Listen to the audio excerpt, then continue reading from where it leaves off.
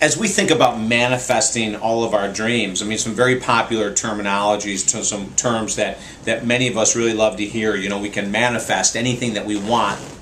Is that really true?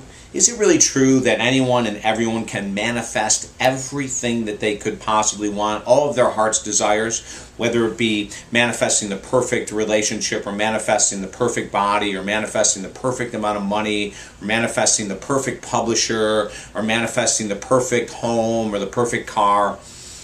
Is it possible? Is that what we're here for? Is that why we're here on this earth? Hi, I'm David Essel. You know, up until a number of years ago, I used to believe that it was possible, and as a matter of fact, I spent a good portion of my life teaching those principles, that you can manifest anything you desire. And it's a great selling technique, even for those of us that truly believed in it and weren't using it to sell to get more clients. It was a great technique, and over the years, many books have come out talking about how that if you just follow these certain principles, that you can manifest anything your heart desires. And I'm here to tell you, thankfully, it's not true. And you're probably thinking, okay, this guy's lost his marbles. What does he mean, thankfully, it's not true? And I mean that sincerely. Thankfully, it's not true. You know, we oftentimes think about manifesting the material world as a path to happiness. And yet, I'm not the first one to tell you that that's not actually the case. The path to happiness is always going to be an internal job. And then we say, well, okay, that's great, David, but I like the saying that states, I've been very rich and I've been very poor, and trust me, I'd rather be very rich and unhappy versus very poor and unhappy.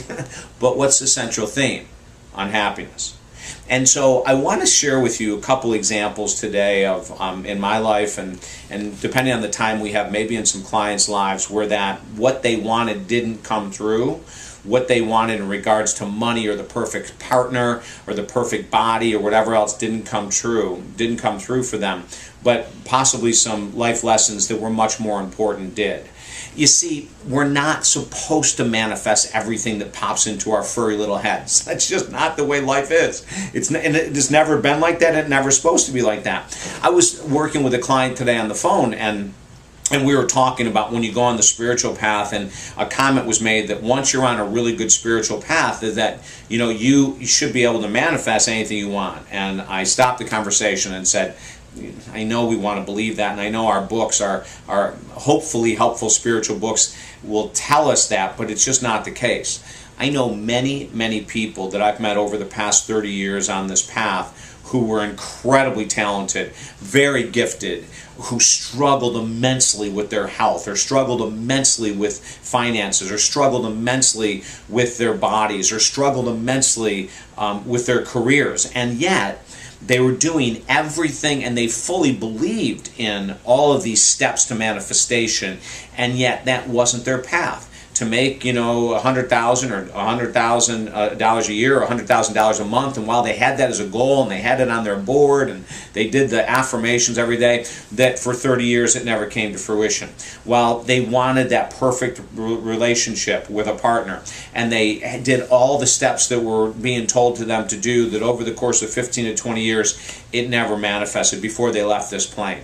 I know other spiritual gurus and teachers that have had huge impact on this world, and they were ostracized early on in their career, and lies were made about them in public, which tarnished a lot of their public work, and they died and left the plane to find out that some of those rumors and innuendos were falsely applied to them.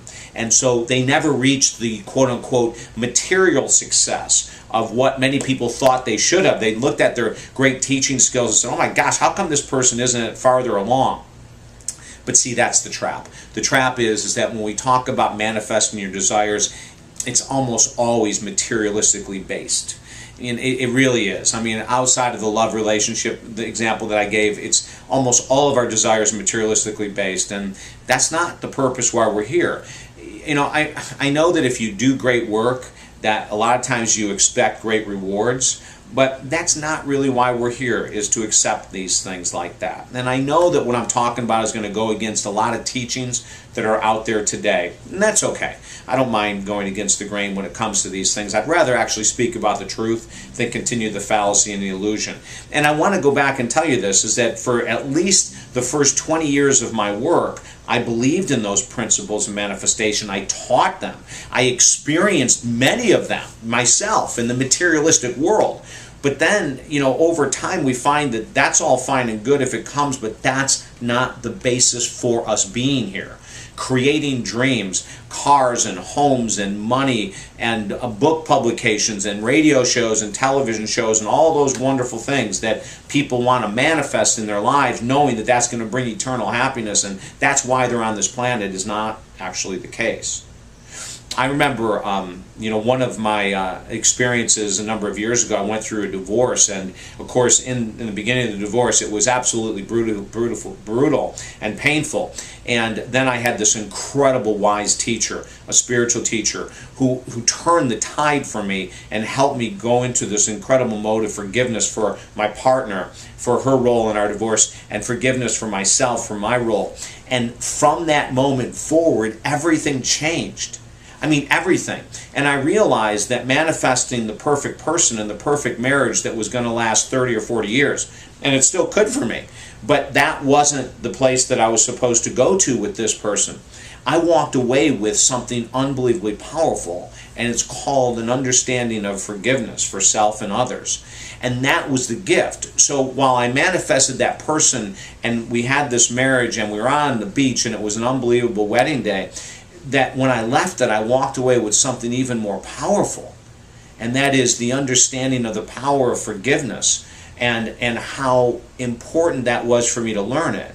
So the manifestation, as I can see quite clearly now, of the marriage was for something even deeper than the fact that the marriage is just going to go on for 20 or 30 years, which would have been great if it did. But if it didn't, I got even something bigger out of it. Isn't that amazing?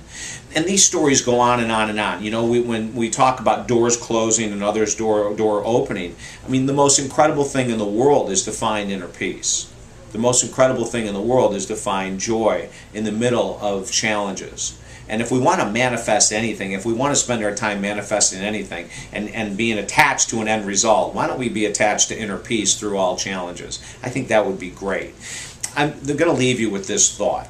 When we're looking at manifestation, and if we tie ourselves in that we're going to be successful with this body that we're manifesting on this vision board and with these affirmations, or this amount of money, or this job, or this perfect home, or whatever it might be, is that we might be losing the whole concept of manifestation.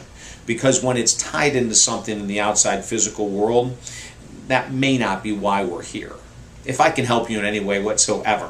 And this should not be, something just ran through my head. I go, wow, these people might think this is a real downer. I hope that you don't. I hope that this is maybe freeing. And I'm not saying don't go after your dreams and everything, but go after them with more levity, more joy. If it happens, phenomenal. If it doesn't, phenomenal. Either way, you win. Do you know what I'm saying?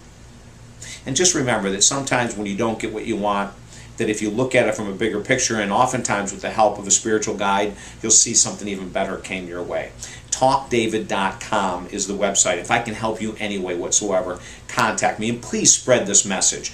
This message that I share with you right now will be commonplace in the years ahead. In this current moment, it may not be, but that's okay too. All right? I'm sending you love. Bye-bye.